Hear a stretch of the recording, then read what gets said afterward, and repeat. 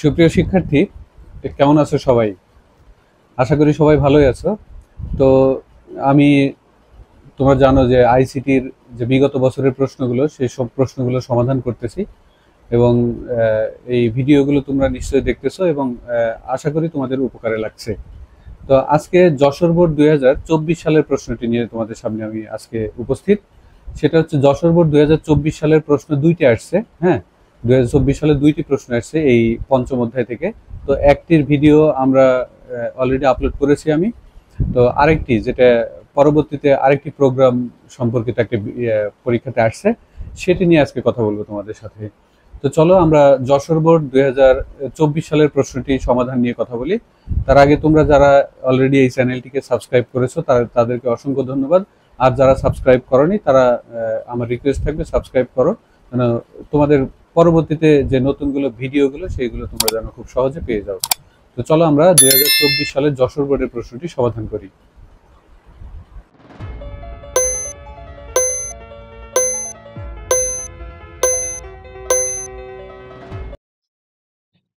শিক্ষার্থী, তোমাদের যশোর বোর্ডের প্রশ্নটি আমি আগে পড়ি, তারপরে সমাধানে যাই। তো প্রশ্নটি দেখো, এখানে প্রশ্নটি দেওয়া আছে তোমার। এখানে আমি একটু কালারটা একটু অন্য কালার করে দিই, তাহলে তোমাদের বুঝতে সুবিধা হবে। দেখো যে দৃশ্যকল্প 1, তো দৃশ্যকল্প 1-এ আছে 7, তারপরে 10, তারপরে 45, তারপরে 20, তারপরে 51, তারপরে কত আছে 23।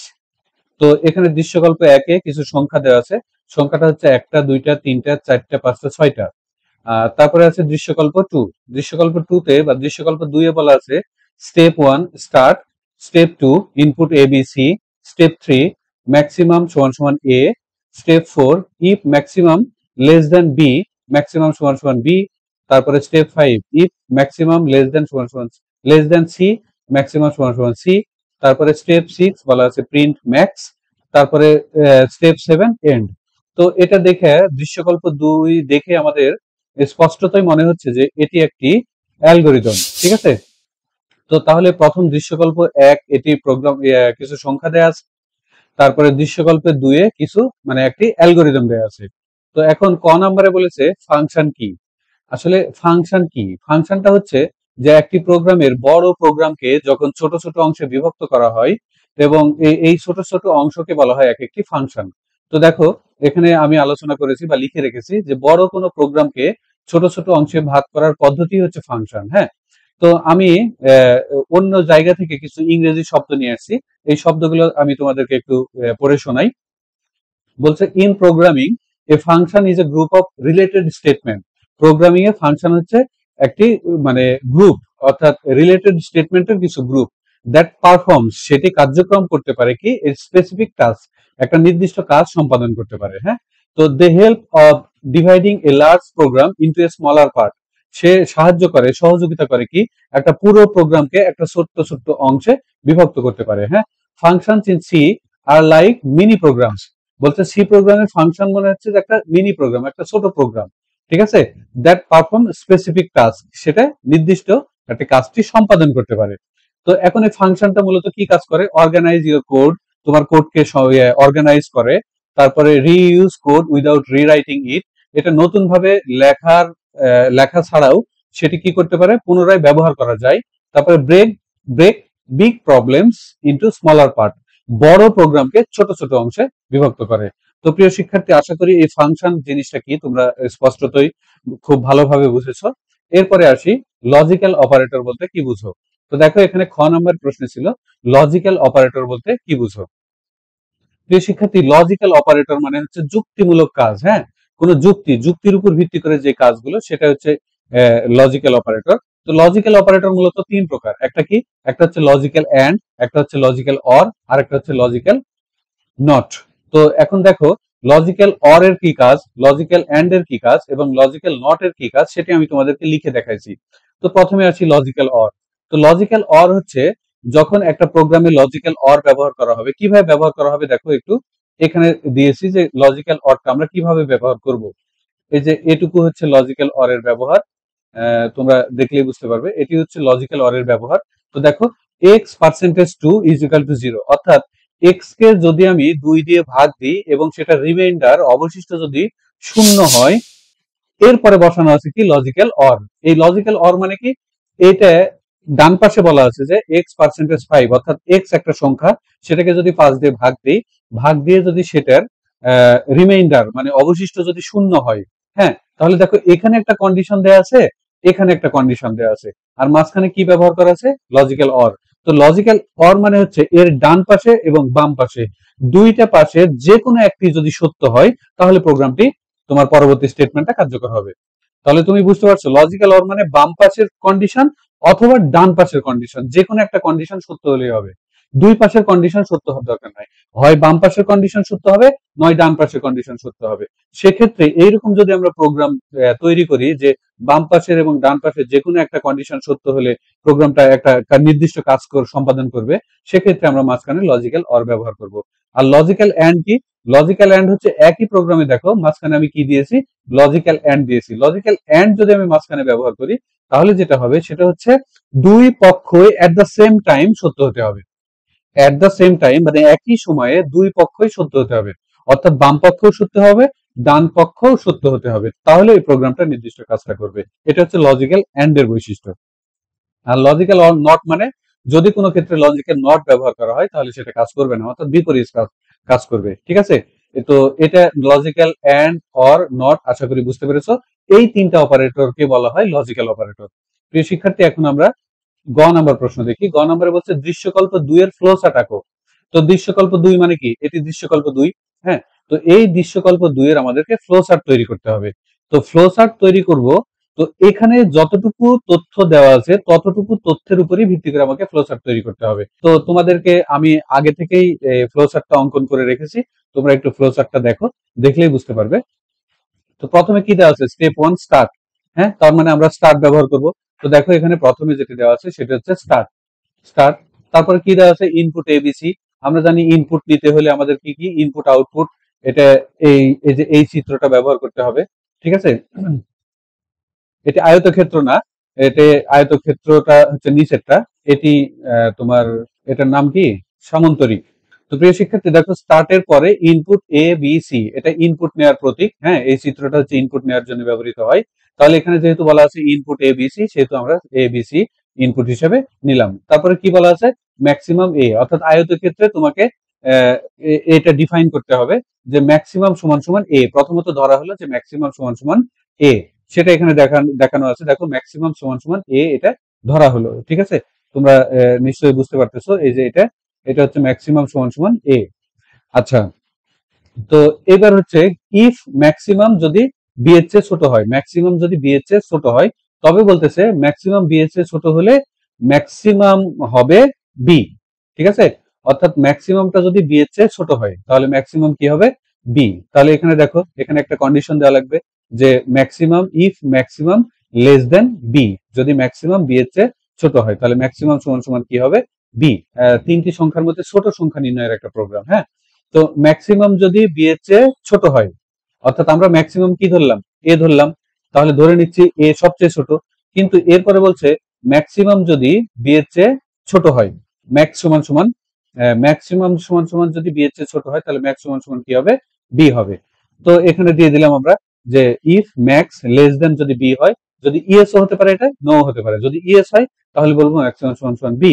তারপরে এটি কানেক্টরে এখানে এসে ঠেকলো। আর যদি এটা নো হতো, তাহলে পরের কন্ডিশন কি, ম্যাক্সিমাম লেস দেন যদি সি হয়, ম্যাক্সিমাম লেস দেন যদি সি হয়, তাহলে ম্যাক্স সমান সমান হচ্ছে সি। তাহলে এখানে দেখো, যদি বলা হয়েছে ম্যাক্স যদি সি এর চেয়ে ছোট হয়, তাহলে ম্যাক্স সমান সমান সি। হ্যাঁ, তো এখানে যদি সত্য হয়, তাহলে ম্যাক্স সমান সমান সি বলতে হবে, আর যদি মিথ্যা হয়, তাহলে নিচের দিকে আবার কানেক্টরের সাথে যুক্ত হবে। এরপরে এটাও যদি সত্য না হয়, এটাও যদি সত্য না হয়, ঠিক আছে, ধরো এটা সত্য না, এটাও সত্য না, দুই ক্ষেত্রে যদি নো হয়, তাহলে আলটিমেটলি ম্যাক্স সমান সমান যে আমরা এ ধরেছিলাম, দ্যাট উইল বি কারেক্ট। তো এখানে তাহলে প্রিন্ট করবে কি, ম্যাক্স, তাহলে ম্যাক্স প্রিন্ট করবে। তাহলে শুরু থেকে আবার দেখি, স্টার্ট, তারপরে ইনপুট এ বি সি, দেখো ইনপুট এ বি সি। হ্যাঁ, তারপরে ম্যাক্সিমাম সমান সমান কি, এ ধরে নেওয়া হলো। এখন বলছে ম্যাক্সিমাম ম্যাক্স, ম্যাক্স যদি বি এর চেয়ে ছোট হয়, তাহলে ম্যাক্স সমান সমান বি। আর যদি ম্যাক্স যদি নো হয়, তাহলে নিচের দিকে প্রোগ্রামটি আসবে। আর ম্যাক্স যদি সি এর চেয়ে ছোট হয়, তাহলে ম্যাক্স সমান সমান সি। আর যদি এটি নো হয়, তাহলে নিচের দিকে এসে প্রিন্ট করবে কি, ম্যাক্স, অর্থাৎ ম্যাক্স আগে যেটা ছিল সেটাই প্রিন্ট করবে। হ্যাঁ, আশা করি তোমরা বুঝতে পেরেছো। তো এরপরে আমাদের যেই ঘ নাম্বার প্রশ্ন, দৃশ্যকল্প এ ডেটাগুলো একটি অ্যারেতে নিয়ে তাদের যোগফল সি প্রোগ্রামের মাধ্যমে বের করা সম্ভব, ব্যাখ্যা করো। অ্যারে, অ্যারেটা কি? তো দেখো আমি অ্যারের যে ডেফিনেশন সেটা তোমাদেরকে দিয়ে রাখছি। অ্যারেটা হচ্ছে যখন একটা ভেরিয়েবলের মাধ্যমে অনেকগুলো সংখ্যা আমরা দেখাবো, অর্থাৎ প্রত্যেকটি সংখ্যার জন্য আলাদা আলাদা ভেরিয়েবল ডিক্লেয়ার না করে সবগুলো ডিক্লেয়ার মানে সংখ্যাগুলো যদি একটা ভেরিয়েবলে দেখাই তখন সেটাকে বলা হয় অ্যারে। তা আবার শোনো, যদি সবগুলো সংখ্যাকে আলাদা আলাদা ভেরিয়েবলে না দেখিয়ে সবগুলো সংখ্যাকে একটা ভেরিয়েবলে দেখানো হয় বা একটা ভেরিয়েবল ডিক্লেয়ার করে যদি সব সংখ্যা দেখানো হয় সেটাকে বলা হয় অ্যারে। তো দেখো, array are use to store multiple values in a single variable. অনেকগুলো ভ্যালু একটা নির্দিষ্ট ভেরিয়েবলে দেখানোটাই হচ্ছে array. Instead of declaring separate variable for each value, প্রত্যেকটা ভ্যালুর জন্য আলাদা আলাদা ভেরিয়েবল ডিক্লেয়ার না করে সবগুলো সংখ্যা একটা ভেরিয়েবলের মাধ্যমে ব্যবহার করাটাকেই অ্যারে বলে। ঠিক আছে? তো অ্যারেটা একটা থার্ড ব্র্যাকেটের মধ্যে ডিক্লেয়ার করতে হয় বা অ্যারে উল্লেখ করতে হয়। তো আমরা এই যে যে প্রোগ্রামটি দেয়া আছে সেটি হচ্ছে কি 7, 10, 45, 20, 51, 23। এইটা আমরা কি করব এখন অ্যারের মাধ্যমে তোমাদেরকে ব্যবহার করে দেখাবো। তো আমরা এখানে একটা প্রোগ্রাম লিখে রাখছি। এই প্রোগ্রামটা তোমাদেরকে ওখানে কপি করে পেস্ট করে দেখে আমি তোমাদেরকে বুঝিয়ে দেওয়ার চেষ্টা করতেছি। হ্যাঁ, আমরা প্রোগ্রামটি কোড ব্লকটি ওপেন করলাম, দিয়ে এখন নিউ ফাইল নেই, এমটি ফাইল। এখন এই ফাইলটাকে আমরা সেভ করব। সেভ করে যশোর বোর্ড 2024 এখানে রেখে দিই, যে অ্যারে নাম দেই, অ্যারে অ্যারে নাম দিয়ে সেভ করলাম। আচ্ছা, এখন এই যে এই প্রোগ্রামটাকে আমরা পেস্ট করেছি কপি করে। হ্যাঁ, তো এখানে দেখো প্রথমে কি আছে, হ্যাশ ইনক্লুড stdi.h। তোমরা নিশ্চয়ই জানো হ্যাশ ইনক্লুড stdi.h, অর্থাৎ এটা একটা হেডার ফাইল এবং এই হেডার ফাইলের সাথে সংশ্লিষ্ট করার জন্য এখানে হ্যাশ ইনক্লুড দেওয়া হলো, অর্থাৎ এই হেডার ফাইলটা আমাদের কম্পাইলারের যে যে নিয়মগুলো বলা আছে হেডার ফাইল সম্পর্কে সেটার সাথে কানেক্ট হলো। তারপরে ইন্টিজার মেইন, এই যে এটা হচ্ছে একটা মেইন ফাংশন। ঠিক আছে, ইন্টিজার মেইন। তারপরে ইন্টিজার লিখলাম, দিয়ে অ্যারে ডিক্লেয়ার করলাম। হ্যাঁ, এখানে অ্যারে না নিয়ে তুমি ইন্ডেক্স নাম বা অন্য কোনো নাম দিতে পারো, কোনো সমস্যা নেই। দেওয়ার পরে আমরা কি করব, এই যে আমাদের এখানে সংখ্যা ছিল কয়টা, 6টা, তাহলে এখানে থার্ড ব্র্যাকেট দিয়ে আমাদেরকে 6 লিখে দিতে হবে। ঠিক আছে, তারপরে সমান দিয়ে সেকেন্ড ব্র্যাকেটের মধ্যে আমরা প্রত্যেকটা সংখ্যা উল্লেখ করব। তাহলে দেখো ইন্টিজার ডিক্লেয়ার করলাম এবং ইন্টিজারের নাম দিলাম, আমরা এই ভেরিয়েবলের নাম দিলাম অ্যারে। অ্যারে লিখে ওখানে থার্ড ব্র্যাকেটের মধ্যে কি দিলাম, 6। এবং প্রত্যেকটা সংখ্যা অর্থাৎ 6টা সংখ্যা কত হবে, কি কি সংখ্যা সেগুলো উল্লেখ করে দেওয়া হলো এখানে 7, 10, 45, 20, 51, 23 এবং এটা সেকেন্ড ব্র্যাকেটের মধ্যে রাখা হবে। এখন এখানে একটা জিনিস একটু লক্ষ্য করো, যে এখানে এই যে 7 যেটা দেখানো হয়েছে না, এই 7 হচ্ছে প্রথম সংখ্যা। তো এখানে প্রথম সংখ্যাকে আমরা 0 দ্বারা ইন্ডিকেট করব আর দ্বিতীয় সংখ্যাকে আমরা 10 দ্বারা ইন্ডিকেট করব। ঠিক আছে, তাহলে এখানে আমরা একটা কমেন্ট করি ওখানে কমেন্ট না করে আমরা এখানে ডান পাশে কমেন্ট করি, যে এখানে একটা কমেন্ট করব, যে দেখো 0 সমান 0 সমান হচ্ছে কি এখানে 7। হ্যাঁ, 0 সমান 7 আর 1 সমান কত, 1 সমান হচ্ছে এখানে 10। আশা করি বুঝতে পেরেছো। এরপরে 3 সমান 45, তারপরে 4 সমান 20, তারপরে 5 সমান 51, তারপরে 6 সমান হচ্ছে 23। তো এইভাবে এটাকে 0 দ্বারা প্রকাশ করব, এটাকে 1 দ্বারা, এটাকে 2 দ্বারা, এটাকে 3 দ্বারা, এটাকে 5 দ্বারা, এটাকে 23 মানে এটাকে 6 দ্বারা। কারণ হচ্ছে এখানে খেয়াল করো, দেখো এই 7 এবং 10 এর মধ্যে পার্থক্য কত, 3, কিন্তু 45 আর 10 এর মধ্যে পার্থক্য কত, 35। তার মানে এখানে রেঞ্জটা কিন্তু এলোমেলো, অর্থাৎ একটা থেকে আরেকটার যে ব্যবধান সেই ব্যবধানের মধ্যে কিন্তু পার্থক্য আছে। সেজন্য আমাদেরকে এখানে অ্যারের আশ্রয় নিতে হলো। তারপরে ইন্টিজার আই, এখানে আই নিলাম কারণ আমরা একটা লুপ চালাবো। তারপরে সাম সমান সমান কি ধরা হলো, 0 ধরা হলো। তো এখানে দেখো এখানে ফর ব্যবহার করা হলো ইন্টিজার আই। ঠিক আছে, ফর ব্যবহার করা হলো, এখানে কি দেওয়া হলো, ইন্টিজার আই। তো আমাদের এখানে ইন্টিজার দেওয়ার কোনো প্রয়োজন নাই, আমরা এখানে ইন্টিজার দেব না। তো এখানে হলো ফর ফর আই সমান সমান কি 0। আই সমান সমান 0 মানে কি, এখানে আমরা এর আগে জেনে এসেছি আই সমান সমান কি প্রথম সংখ্যা হয়, তাহলে এখানে প্রথম সংখ্যা 7, তো আই মানে 7 হওয়া লাগবে। কিন্তু এই 7 কোন সংখ্যা দ্বারা বোঝাচ্ছে, 0 দ্বারা বোঝাচ্ছে না। তোমাদের একটু আগে ডিক্লেয়ার করলাম, এই যে বলে দিলাম যে এটা 0 দ্বারা বোঝাচ্ছে, সেই জন্য আমরা ধরে নিব আই সমান সমান 0। এরপরে আই যদি 6 এর চেয়ে ছোট হয়, 6 মানে কোনটা, এই যে 23 কে ইন্ডিকেট করতেছে কি 6 দ্বারা, তাহলে আই মানে 0, 0 অবশ্যই 6 এর চেয়ে কি ছোট। যখনই এই কন্ডিশনটা সত্য হবে তখনই কি করবে, সাম is equal to some plus array. অ্যারেতে কি ধরা হয়েছে, প্রথম সংখ্যা 7 এবং এর এর মাঝখানে থার্ড ব্র্যাকেট দিয়ে কি লিখে দেওয়া হয়েছে, আই লিখে দেওয়া হয়েছে। তার মানে এই আই এর মান তখন কি হয়ে যাবে, 0। তাহলে 0 যদি 6 এর চেয়ে ছোট হয় তাহলে সামের সাথে এই এর এর আই যোগ করব, আই এর মান কত, 0। তাহলে 0 তে কোন মান আছে, 7। তাহলে এই সামের সাথে সামের মান কত, 0, 0 সাথে 7 যুক্ত হয়ে 7 হয়ে গেল, 7 হয়ে গেল। আচ্ছা, এরপরে আই প্লাস প্লাস, তার মানে কি আই অর্থাৎ 0, 0 সাথে 1 যোগ হবে, তাহলে আই এর মান কত হয়ে গেল, 1 হয়ে গেল। তাহলে 1 অর্থাৎ এটা 0তম সংখ্যা, 1তম সংখ্যা কোনটা, 10। আচ্ছা, এবার দেখো আই এর মান কি, 1।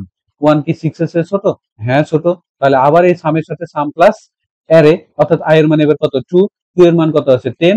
10 যে ওই সাম আগে কত ছিল, 7 ছিল, 7 এর সাথে যুক্ত হবে।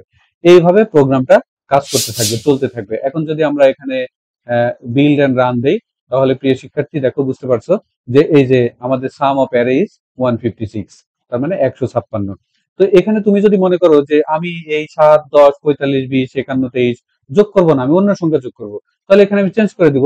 দেখো আমি যদি 55 দেই, তাহলে 156 ছিল আগের যোগফল, তাহলে 166 হওয়ার কথা। তো দেখি,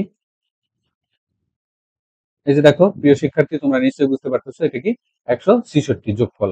আবার যদি মনে করো আমি 23 দিব, 23 এর জায়গাতে 33 দিই, 33, তাহলে এখানে দেখো আমি রান করার সাথে সাথে আবার 10 কি হবে, বেড়ে যাবে, যে 176 হলো।